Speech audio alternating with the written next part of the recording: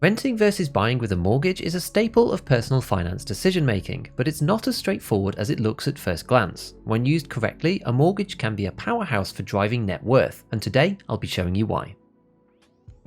Our investigation begins with an apartment and someone who wants to live there. Let's call him Simon. Now the actual numbers don't really matter, but we'll use these because they're from a real example around the London area. Now, Simon already lives in this apartment which costs £2,000 per month to rent. It's a nice place, but being in Zone 2, rents have shot up dramatically over the past 5 years. He's looking to buy a place of the same size and quality, which will cost him around £370,000. So far, Simon has managed to save up 10% for the down payment or deposit, so when he goes to the bank, he's looking to borrow the remaining 90% of the property's price, namely £333,000. Interest rates have really bumped up over the last year too, so we're looking at something like 5% to borrow this money. And when we take out a 25-year mortgage, which is fairly standard, this comes to, the same as his rent at £2,000 per month. Like many in his position, Simon thinks to himself, wait a second, I thought buying was supposed to save me money, and I lose the flexibility of renting too.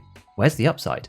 The issue arises because most people just look at the total payment that you have to make per month between the mortgage and the rent and compare them directly, without understanding the breakdown of what you're actually paying for when you buy a house. With a bit of further thought, Simon realizes that if he takes the interest rate of 5% that he's been quoted by the bank and checks how much interest that actually is on £333,000, this in fact comes to £16,650 per year, or £1,387.50 per month. The interest cost piece of the mortgage is 30% better than the rent that he was paying before. But where did the rest of the money go then? Well, whatever is left over goes to pay down the loan itself. From his original £2,000 per month payment, the missing £612.50 gets deducted from the total size of the mortgage. Rather than having £333,000 left to pay, after the first month, £332,387.50 is left. Each month, a small piece of the total owed is paid off, the idea being that after 25 years, the balance is cleared right down to zero and Simon will own the property entirely. This type of mortgage is called a repayment mortgage, and almost all home loans are now of this type, at least since 2008 anyway. Before this, an interest-only mortgage was possible to take out from the bank, but you can probably think of the problems that this can cause if you get to the 25-year mark and you don't have the money to pay off the balance. It's for this reason that repayment mortgages are the standard now, and almost everybody with a regular home loan has one. So, at least in this example, Simon realises that he will be just over £600 better off every month taking out the mortgage than renting, in a net worth sense at least. You never see this money because it is tied up in the property itself, but over time it adds up and effectively means that you're becoming more wealthy month by month if the property stays at the same value. It's a little bit like a savings account that you have to contribute to.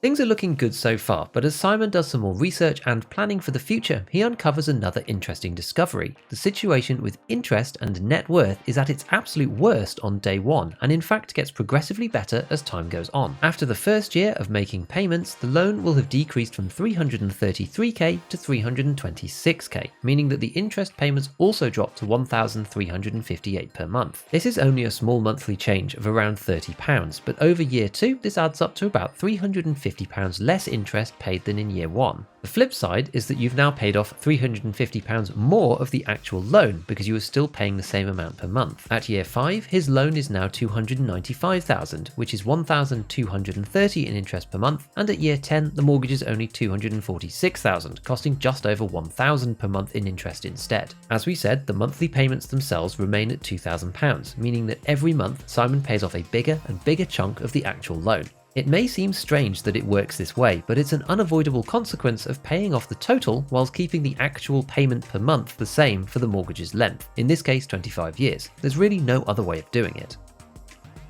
Like many prospective buyers, Simon is still concerned about interest rates continuing to rise and making his mortgage unaffordable. From the research that he has done so far, it is an understandable worry. For his net worth calculation, the interest rate would need to get to 7.2% to make the interest part of the mortgage payment £2,000, i.e. the same as his rent. But at this point, the total payment is $2,400 per month because we still have to pay down some of the loan along with it. This will cost him just short of an extra £5,000 per year if it happens, so whether this is a potential issue depends on how much of a buffer he has from his income to absorb this extra cost. That said, rental properties are also often bought by investors using buy-to-let mortgages. In this way, higher interest rates have a nasty way of making it through to tenants via rent increases as well eventually, even if not immediately.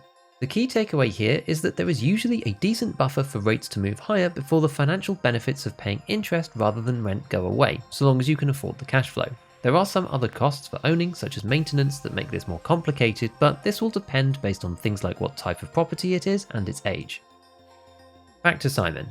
While out doing his regular grocery shop, the cost at the checkout reminds him of the recent headlines about inflation. Towards the back end of 2022, this was as much as 10% in the UK and has remained stubbornly high since then. While this is a bit painful looking at his food shop total, it dawns on him that this might have an effect on mortgages too, and quite a positive one at that.